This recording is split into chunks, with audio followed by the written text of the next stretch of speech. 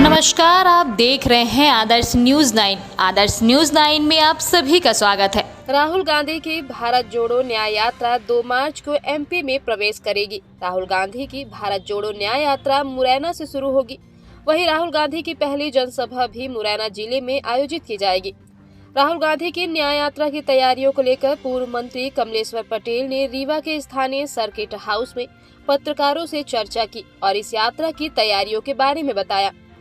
पूर्व मंत्री कमलेश्वर पटेल ने पत्रकारों से भारत जोड़ो न्याय यात्रा के बारे में चर्चा करते हुए बताया कि पूरे देश में इस यात्रा को लेकर उत्साह है। भारत की जो सरकार है, मोदी जी की संवैधानिक व्यवस्था को तार तार करने में लगे हुए हैं। बेरोजगारों के साथ छलावा किया है, रोजगार देने का वादा किया था वो पूरा नहीं किया है।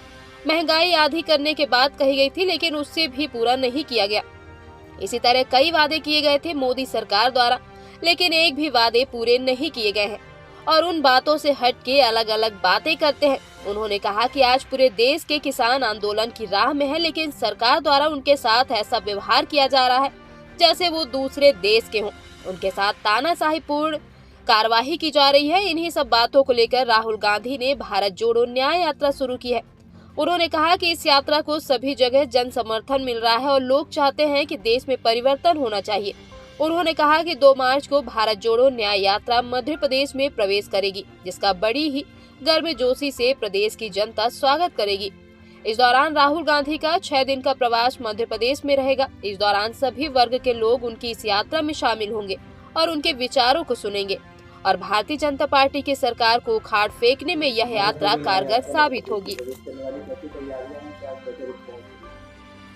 पूरे मध्य प्रदेश के पूरे देश में भारत जोड़ो न्याय यात्रा को लेकर भारतीय जनता पार्टी का जो कुशासन है, जो भारत देश की हमारी जो सरकार है वर्तमान में, जिस तरह से हमारा जो संविधान व्यवस्था है उसको तार तार करने में लगे हुए हैं, जिस तरह से शिक्षित बेरोजगारों के साथ छलावा किया है, 2 करोड़ प्रतिवर्ष रोजगार देने का वादा किया था, महंगाई आधी करने की बात कही थी, 15 लाख रुपए प्रतिवर्ष 15 लाख रुपए तक काला धन वापस ला के प्रत्येक व्यक्ति के खाते में डालने की बात कही थी, स्वामीनाथन आयोग की रिपोर्ट लागू करने की बात कही थी।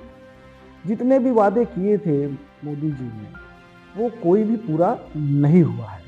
अब उन बातों से अलग हटके नई नई बातें करते। आज आप देखिए, किसान एमएसपी को लेके आंदोलनरत है दिल्ली में कई दिनों से। हरियाणा, पंजाब, पूरे देश के किसान आंदोलनरत हैं और जिस तरह से उनके साथ व्यवहार किया जा रहा है, ऐसा लग रहा है जैसे वो दूसरे देश के लोग हैं और उनके साथ जिस तरह से तानाशाहीपूर्ण कार्रवाई की जा रही है, इन सब बातों को लेके राहुल गांधी जी ने भारत जोड़ो न्याय यात्रा सेकंड फेज शुरू किया है मणिपुर से लेकर, और जिस तरह से सभी जगह जबरदस्त जन समर्थन मिल रहा है और लोग चाहते हैं कि ये देश में परिवर्तन होना चाहिए। और मुझे पूरी उम्मीद है कि जो भारत जोड़ो न्याय यात्रा है, इसके माध्यम से शिक्षित, बेरोजगार, युवा, किसान, मजदूर, सभी वर्ग के लोग जो भारतीय जनता पार्टी से ठगे हुए महसूस कर रहे हैं, वो अब भारतीय जनता पार्टी को सबक सिखाने के लिए राहुल गांधी जी के साथ, इंडिया अलायंस के साथ लोग खड़े होंगे और आने वाले आगामी लोकसभा चुनाव में कांग्रेस पार्टी को एक तरफा समर्थन देंगे। और मध्य प्रदेश में 2 तारीख को भारत जोड़ो न्याय यात्रा प्रवेश करेगी, उसका गर्मजोशी से प्रदेश की जनता स्वागत करेगी। 6 दिन का प्रवास मध्य प्रदेश में आदरणीय राहुल गांधी जी का रहेगा। सभी जगह हर वर्ग के लोग उनकी यात्रा में शामिल होंगे और उनके विचारों को सुनेंगे और भारतीय जनता पार्टी की जो वर्तमान की सरकार है उसको उखाड़ फेंकने में न्याय यात्रा कारगर साबित होगी। लोकसभा चुनाव की तैयारी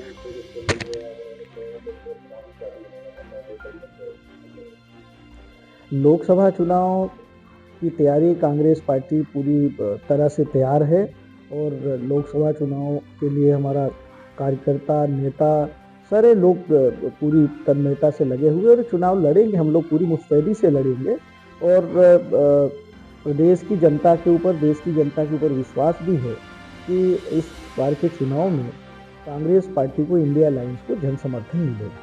ईवीएम का भी मुद्दा है, उसको लेकर काफ़ी विरोध भी हो रहा है। देखिए, ईवीएम का विषय तो है और उसके लिए सुप्रीम कोर्ट में बहुत सारी पिटीशंस भी लगी हुई है। जो हमारा निर्वाचन आयोग है, वहाँ भी लोगों ने, इंडिया अलायंस के जो लोग हैं, उनने आवेदन दे के रखा है। 6 महीने से मिलने का टाइम नहीं दे रहे हैं और हम समझते हैं ये तो कहीं न कहीं विपक्ष की जो ताकत है, विपक्ष का जो अधिकार है, संवैधानिक व्यवस्थाओं का तो उल्लंघन ही है ना, मिलना चाहिए। अगर कोई अपनी बात कहना चाहता है, किसी को शंका कुशंका है, तो जो निष्पक्ष आयोग हैं, संवैधानिक संस्थाएँ हैं, उनको बात सुननी चाहिए और संज्ञान में लेना चाहिए और कहीं कोई कमी है तो उसमें सुधार करना चाहिए। जो जहाँ से ईवीएम की शुरुआत हुई थी, उन देशों ने अगर प्रतिबंध लगा दिया है, तो भारत देश में क्यों नहीं? यहाँ भी लगना चाहिए। आपकी क्या राय है, कहाँ भी? देखिए, ये पार्टी तय करती है कि किसको कहाँ से चुनाव लड़ाना है, किसकी कहाँ आवश्यकता है। पार्टी जो भी निर्देश करेगी, हम लोग पार्टी, कांग्रेस पार्टी के सिपाही है और कांग्रेस पार्टी के हमारे जो वरिष्ठ नेता हैं, स्क्रीनिंग कमेटी है, सेंट्रल स्क्रीनिंग कमेटी है, वहाँ तय होता है कि किस प्रत्याशी को, किस व्यक्ति को कौन सी सीट से लड़ाना है, तो वो पार्टी तय करती है। जो भी पार्टी का निर्णय होगा, हम सारे लोग मिलकर लड़ेंगे। कमलनाथ जी और नकुलनाथ जी को लेकर भी काफी चर्चा में रही, बीजेपी में भी काफी आमंत्रण दिए और चीजें आने जाने की लेकर लगी हुई खबरें बनी हुई। देखिए, ये तो बीजेपी द्वारा प्रायोजित था पूरी तरह से और उनकी छवि को खराब करने का प्रयास था। जिस तरह से मीडिया में बिना किसी विषय के भी इतना लगातार चलाया गया, दुष्प्रचारित किया गया उनको लेके। कमलनाथ जी कांग्रेस पार्टी के बहुत वरिष्ठ नेता हैं।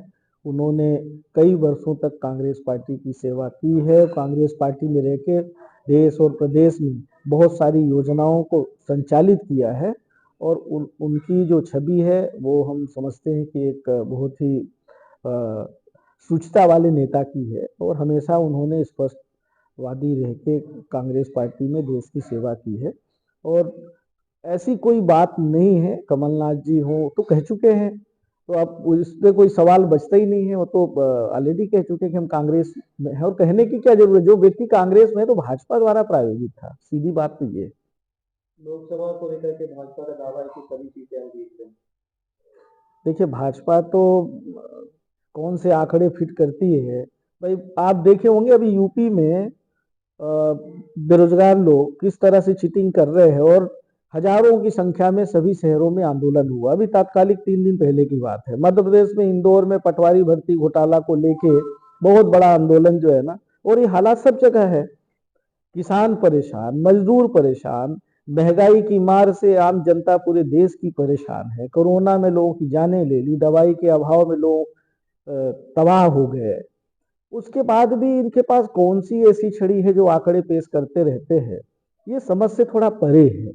पर मुझे ऐसा लगता है कि इस तरह इस बार जो वातावरण है, जिस तरह से किसान भी आंदोलित है, हमारा जो शिक्षित युवा बेरोजगार है, हर कोई ठगा हुआ महसूस कर रहे हैं। कहाँ है इनकी स्मार्ट सिटी, कहाँ है इनका पीएम आवास योजना 2022